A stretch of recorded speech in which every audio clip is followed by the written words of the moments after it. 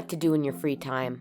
Well, I like to draw, paint, I sing, and I write. Oh, so you're an artist then? Oh, no, I'm not an artist. This is a conversation that I've overheard way too many times to count in my entire life. In fact, I think I've been on the other end of that conversation plenty of times, especially when I was younger, when I was just starting to really get my wings in art. The problem with the phrase, "I am not an artist," when you make things or create things of your own, is that it reaffirms something we've all thought about ourselves at one time or another. That thought is that we are somehow not good enough.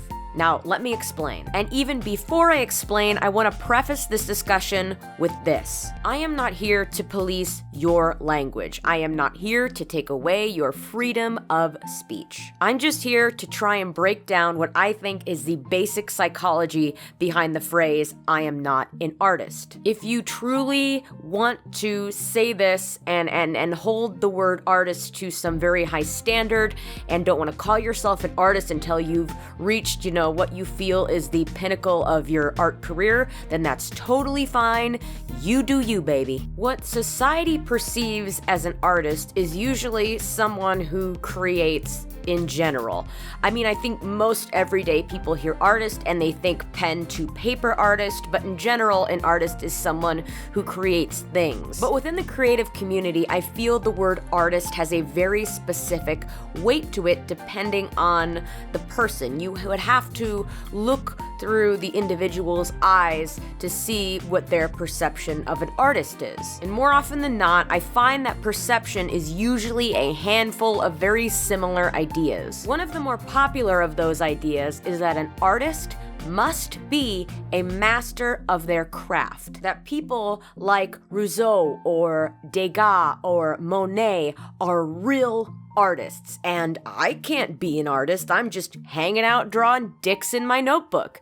Very detailed dicks, but dicks all the same. But if we were able to go back in time and tell these people that we consider them masters of their trade, I think they'd be very humbled by that statement, but also be very confused. When we hear the word master, we automatically think that this person can no longer improve. They are the creme de la creme, the best of the best. And although we may look back and see these artists as true masters of their trade, every artist that I've ever known that wasn't a complete narcissist, obviously, has always seen room for improvement in their own art. I want you all to remember this. It is impossible to get to a place in your art career where you will stop improving. And this is considering that you're actually trying to improve and you continue to draw, not if you stagnate, put down your pencil, and never draw again. Another problematic perception of an artist is someone who is incredibly popular, someone who is big on YouTube or DeviantArt or Tumblr or Instagram or wherever you can post pictures, someone who shows in galleries across the country, heck, across the world, someone who could piss in a cup and sell it to an old white man for $25,000, somebody who is famous, somebody who we perceive has a higher value because of the audience that they can reach. Well, all of that's great and all, it really doesn't have anything to do with art, their actual value as a human being. This can be said for any famous person. The only benefit of being a creator that has more eyes on you than others is that you are able to reach more people, therefore able to inspire more people. And if that is on your path of being an artist, then that's fine. But if you post your art anywhere, then it's visible to other people. And I guarantee you that something you've done somewhere down the line has inspired someone else. You don't need to inspire hundreds and thousands of people to be inspirational. The final and most disputable idea of an artist is someone who can draw. We've already kind of covered this at the beginning of a video. An artist does not necessarily mean a traditional artist or even just a digital artist. You don't have to draw in order to create. Something that all these ideas have in common are that we are somehow not good enough, that we are somehow not talented enough, not making enough money, that we aren't reaching enough people. All these different perceptions imply some kind of inadequacy, and I began to wonder, where does that come from? Now, I could go on forever about different people's struggles in life, whether they had to compete with a sibling for attention, or their parents just simply did not support them, or they were told by all their friends that they weren't good enough or cool enough or pretty enough.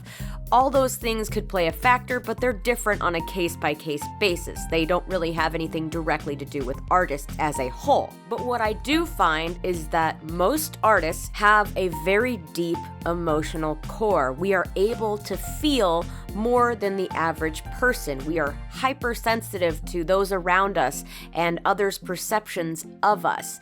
And in those feelings, good or bad, they translate back into our work. As people in the creative field, we are constantly told that our industry is cutthroat, that we will never make enough money doing what we love. We're constantly compared to others who do the same thing, and if we don't eat, live, and shit art, that we will not progress as artists. Not all of us were lucky enough to be surrounded by people who 100% believed that we could have a career that was sustainable in a creative field. In fact, I would argue that most artists have been told by someone that they will never have a sustainable career in a creative field, by someone who meant something to them, be it a cousin, a grandma, or a parent. Because of these very detrimental stigmas, most artists don't have high self-esteems when it comes to their art. We often pick it apart far past constructive criticism. We break it down in our heads how we are somehow not good enough. And don't get me wrong, I am not saying that you shouldn't set standards and goals for yourself. If there's a show going on at your local gallery and you'd really like to be featured, but you're aware that your art level isn't quite at the level needed to be in that show, by all means, go buckle down, practice your butt off, do what you need to do to get where you need to be. I want you guys to remember this little phrase when you're feeling a little down. Strive, don't deprive. Strive to be better, but don't deprive yourself of feeling good about your work. There is no such thing as a perfect artist, an artist that doesn't make mistakes. We need to remove that stigma that an artist is someone who's a master or famous or only does drawing. An artist is just someone who creates. Denying your right to call yourself an artist is essentially just telling yourself that you are not good enough.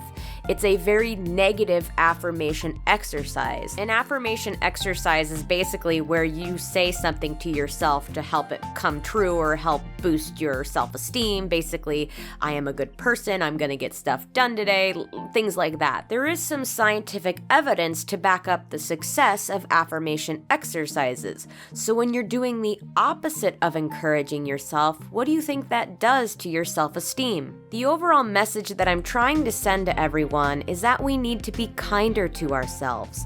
It doesn't mean that we can't set goals, and it doesn't mean that we can't self-criticize. But when we do, we have to realize that we're all in this fight together. We all want to improve our art. Remember, that amazing artist that you stalk on Instagram, they struggle, they see flaws in their art, they have doubts about themselves too. Now, this isn't to say that you are never allowed to feel these feelings. This definitely isn't to say that if you have a mental illness, that the words I'm saying is just somehow supposed to magically cure those negative feelings. I'm just trying to encourage you that when you're about to take a hammer to your self-esteem, to stop, breathe, and think.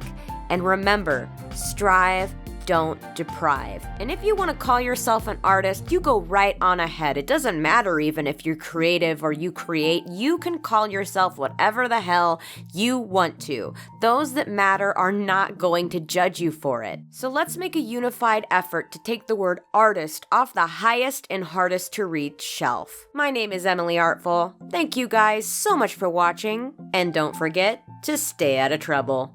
See you guys later.